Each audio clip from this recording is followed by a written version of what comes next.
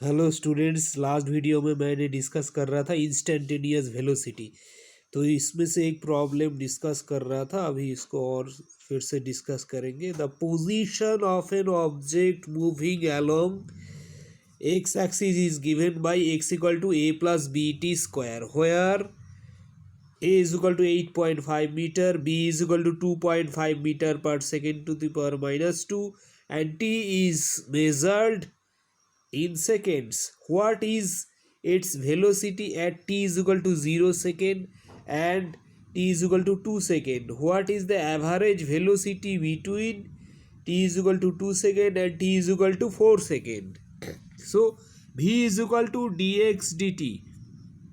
So ये d dt x का value है a plus B T square.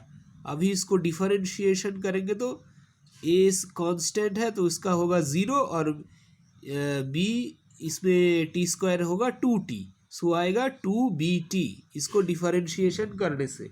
So finally b का value है 2.5 और 2.5 का वैल्यू पुट करने से आएगा 5.0t metre second to the power minus 1। So अभी at T is equal to 0 v is equal to 0, क्योंकि यहाँ पे t 0 बैठाएंगे तो v का वैल्यू भी 0 आएगा। At T is equal to 2, t is equal to 2, v is equal to 10। So ये हमें मिल गया, ये t इज इक्वल टू 0 और t is equal to 2 second में वेलोसिटी क्या है। ओके, सो ये आंसर हमें मिल गया। अभी बोला है what is the average velocity between t is equal to 2 second and t is equal to 4 second. अभी एवरेज वेलोसिटी क्या होगा? एवरेज वेलोसिटी होगा 4 सेकेंड के टाइम में जो इसका पोजीशन होगा उस पोजीशन माइनस 2 सेकेंड में के टाइम पे t का वैल्यू जब 2 सेकेंड होगा उस समय जो पोजीशन होगा।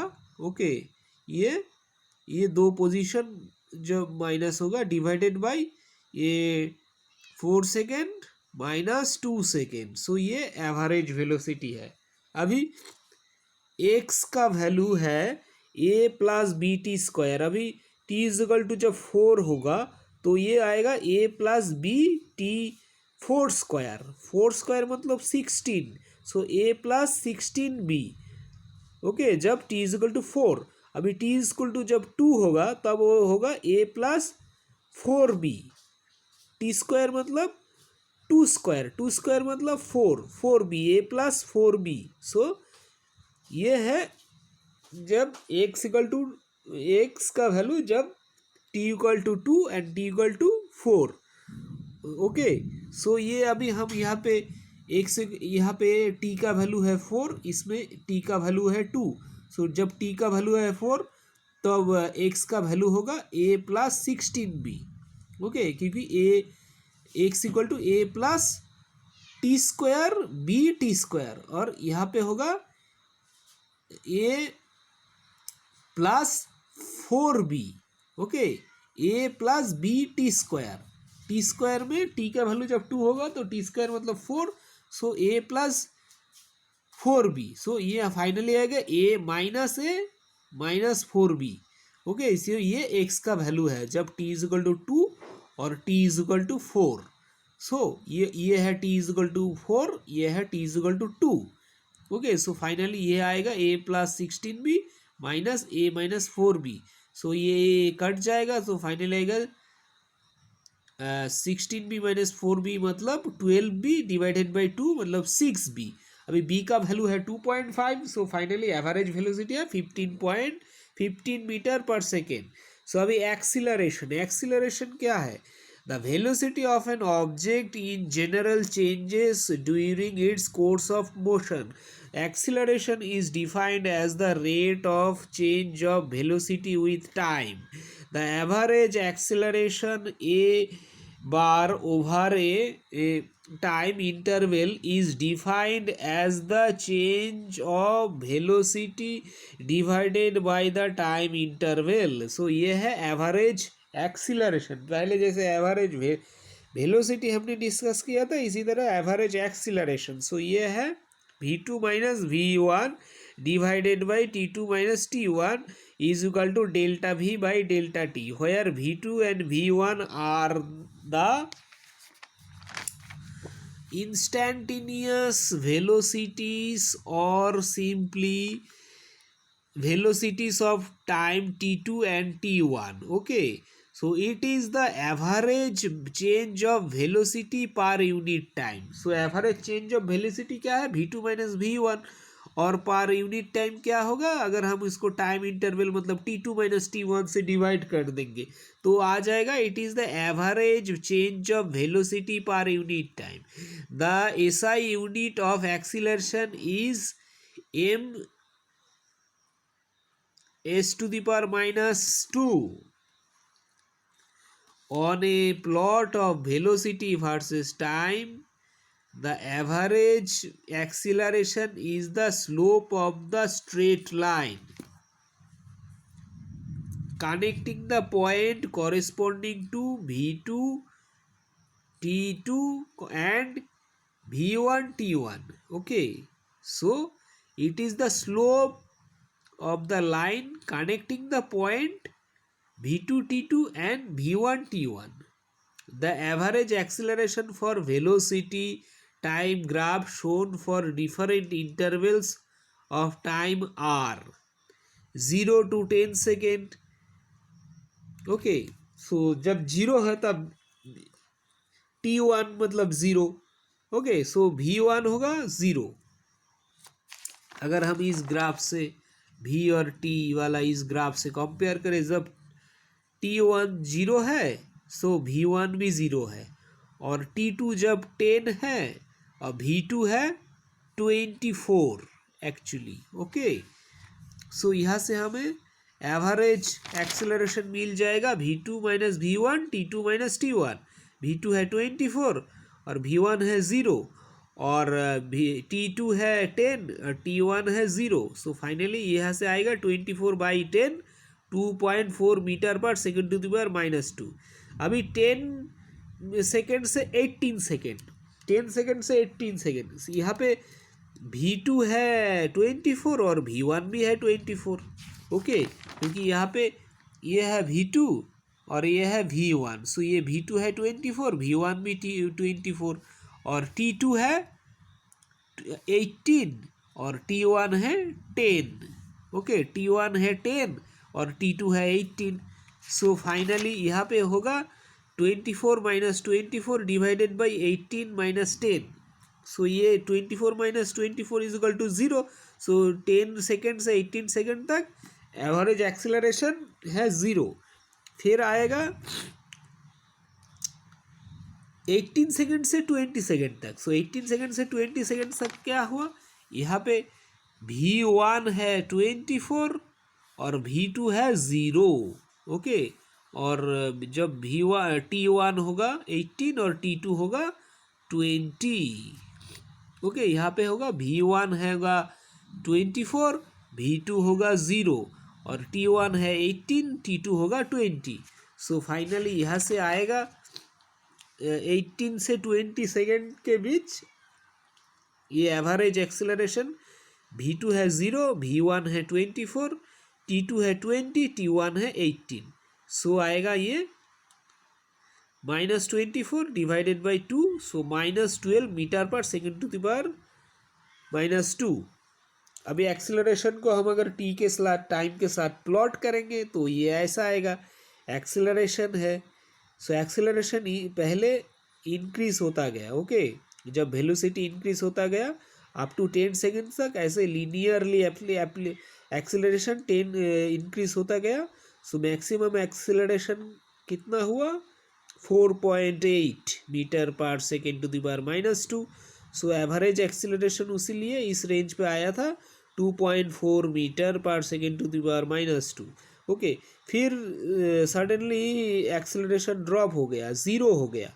Okay, after 10 seconds at 10 second. So 10 second से 18 सेकेंड तक एक्सेलरेशन 0 है क्योंकि वहाँ पे यूनिफॉर्म वेलोसिटी है. ओके, ये इस रेंज पे 0 है और 0 से 10 तक एवरेज एक्सेलरेशन 2.4 है, लेकिन मैक्सिमम एक्सेलरेशन 4.8 है और मिनिमम एक्सेलरेशन 0 है. तो एवरेज आया 2.4. अभी 18 के बाद ये एक्सेलरेशन नेगेटिव हो गया. ओके, नेगेटिव होके ये -12 तक गया. 18 के। उसके बाद यूनिफॉर्म एक्सेलरेशन में कोई चेंज नहीं हुआ -12 के बाद। ओके, तो फाइनली ये मतलब ये -12 18 सेकेंड से 20 सेकेंड तक ये -12 हुआ।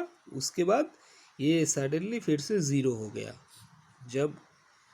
सो ये नेगेटिव एक्सेलरेशन है। नेगेटिव एक्सेलरेशन मतलब स्पीड डिक्रीज हो रहा है, मतलब फाइनल वेलोसिटी इनिशियल वेलोसिटी से कम है, तभी नेगेटिव मतलब v2 - v1 जब नेगेटिव हो जाएगा तभी नेगेटिव एक्सेलरेशन होगा। ओके, सो ये हुआ एक्सेलरेशन। अभी instantaneous acceleration is defined in the same way as the instantaneous velocity. So A is equal to limit delta v by delta T tends to 0, मतलब dv/dt। ये है instantaneous acceleration.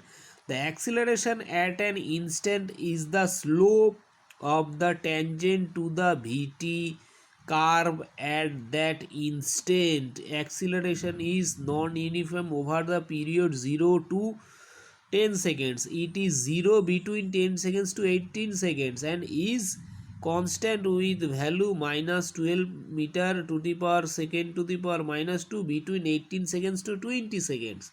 So इस car में हमें जो vt curve है, सो ये है वीटी कार। अगर इस कार में कोई भी पॉइंट में अगर हम इंस्टेंटेनियस एक्सीलरेशन निकालना चाहते हैं तो इसी कार में किसी भी पॉइंट में अगर हम टेंजेंट ड्रॉ करेंगे, सो उस टेंजेंट का जो स्लोप होगा, ओके, उस टेंजेंट का, तो किसी भी पॉइंट पे अगर हम टेंजेंट ड्रॉ करेंगे उस टेंजेंट का जो स्लोप होगा वही होगा इंस्टेंटेनियस, मतलब उस पर्टिकुलर पॉइंट, मतलब उस पर्टिकुलर टाइम पे ये कॉरेस्पॉन्डिंग टाइम यहाँ से मिल जाएगा। अगर सपोज ये पॉइंट है तो उसका कॉरेस्पॉन्डिंग टाइम टी वैल्यू ये है, तो उस पॉइंट पे जो स्लोप होगा, स्लोप का जो वैल्यू होगा वही होगा इंस्टेंटेनियस एक्सीलरेशन। ओके, सो यहाँ से लेके 0 to 10 तक ऐसे एक्सीलरेशन इंक्रीज होता गया। उसके बाद एक्सीलरेशन 0 है 10 से 18 तक, फिर एक्सीलरेशन नेगेटिव ड्रॉप होता गया। ओके, एक्सीलरेशन मतलब यहाँ से ये वेलोसिटी है, वेलोसिटी ऐसे इंक्रीज होता गया, फिर वेलोसिटी यूनिफॉर्म है, वेलोसिटी डिक्रीज हुआ। तो यहाँ पे भी एक्सीलरेशन क्या है, acceleration acceleration is non-uniform over the period 0 to 10 seconds. Okay, acceleration का भी जो ये एक्सेलरेशन का प्लॉट है, एक्सेलरेशन वर्सेस टी, तो ये नॉन यूनिफॉर्म 0 to 10 सेकेंड्स, फिर उसके बाद 10 to 18 सेकेंड एक्सेलरेशन 0 हो गया, और उसके बाद एक्सेलरेशन -12 हो गया, मतलब 18 to 20 सेकेंड्स के बीच acceleration become -12 metre per second to the power -2 between 18 to 20 seconds. The acceleration can also be positive, negative or 0. So acceleration can also be positive, negative or 0. Positive time graph for motion with the positive, negative and 0 acceleration are shown in figure. So ये position time graph, actually position time graph for motion with positive, negative and 0 acceleration are shown in the figure. So ये position time graph, इसमें अगर positive acceleration होगा तो कैसे होगा, ये है पॉजिटिव एक्सेलरेशन होगा तो ऐसे होगा, पोजीशन टाइम ग्राफ में ऐसे होगा। Okay, positive acceleration. Negative acceleration होगा तो पोजीशन टाइम ग्राफ में, मतलब एक्सटी ग्राफ में ऐसे ग्राफ होगा नेगेटिव एक्सेलरेशन। अगर एक्सेलरेशन 0 है, कोई एक्सेलरेशन नहीं है, ओके, तो ये इस तरह से होगा negative 0 acceleration. Okay, XT plot में ये 0 एक्सेलरेशन मतलब uniform velocity. So let us see how velocity time graph looks like for some simple cases. So velocity velocity time graph for motion with constant acceleration for the following cases. An object is moving in a positive direction with a positive acceleration. Okay, so initial velocity है v0. so यहाँ पे objective is moving in a positive direction with a positive acceleration. Okay, so ये होगा vt plot में vt अगर positive acceleration हुआ तो ऐसे होगा. Okay, an object is moving in a positive direction with a negative acceleration. So ये initially velocity है v0, ये है ऐसे प्लॉट होगा. ये है अगर नेगेटिव एक्सीलरेशन हुआ तो इस केस में ऐसे positive acceleration in a positive direction, और ये negative acceleration but in a positive direction. यहाँ पे डिरेक्शन है पॉजिटिव लेकिन negative acceleration. An object is moving in negative direction with a negative acceleration. So यहाँ पे object is moving in a negative direction with a negative acceleration. So ये zero है, ये T है. सो ये नेगेटिव डिरेक्शन में जा रहा है. ओके, इसके तो इसके ऊपर, इस लाइन के ऊपर होगा पॉजिटिव और इसके नीचे होगा नेगेटिव. सो ये नेगेटिव डायरेक्शन में जा रहा है और नेगेटिव एक्सीलरेशन. सो डायरेक्शन भी नेगेटिव और एक्सीलरेशन भी negative. An object is moving in positive direction till time t1 and then turns back with the same negative acceleration. Okay, so an object is moving in positive direction till time t1. so an object initial is velocity v है तो till time t1 ये positive direction में है.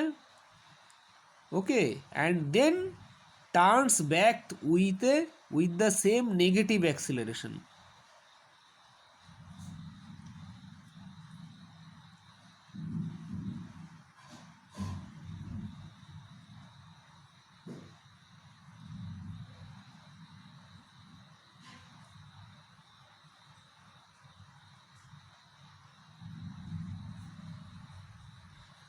सो ये होगा an object is moving in a positive direction till time t1 and then turns back with the same. So पहले direction है positive, फिर टर्न्स बैक किया, अभी नेगेटिव डिरेक्शन में है और ये टोटली नेगेटिव एक्सेलरेशन है. An interesting feature of a velocity time graph for any moving object is that the area under the curve represents the displacement over a given time interval. Suppose an object is moving with a constant velocity u. Its velocity time graph is as shown. So suppose a object is moving with a constant velocity of u. So its velocity time graph will be like that. Okay, so यहाँ पे velocity change नहीं हो रहा है. So time के साथ velocity constant है. So ये velocity time graph ऐसे होगा. So इस एरिया अंडर द जो कार्व होगा, ये जो कार्व है इसके अंदर जो ये एरिया होगा, ये एरिया ही है distance represents the displacement over the given time interval. इस टाइम इंटरवल में जितना डिस्प्लेसमेंट होगा ये एरिया अंडर द कार्व होगा. Okay, area under the curve जो है ये डिस्प्लेस, क्योंकि डिस्प्लेसमेंट का वैल्यू है होता है वेलोसिटी इनटू टाइम. सो यहाँ पे u इंटू टी ये होगा टोटल. तो इसका अगर एरिया, ये रेक्टेंगल है, इसका रेक्टेंगल का एरिया होगा, ये अगर ब्रेथ हुआ, ये लेंथ हो गया, तो u इंटू टी तो इसका एरिया होगा. और डिस्टेंस का भी फॉर्मूला है वेलोसिटी इंटू टाइम. सो मतलब u into T. Okay, so ये area under the curve represent कर रहा है total distance displacement over a given time interval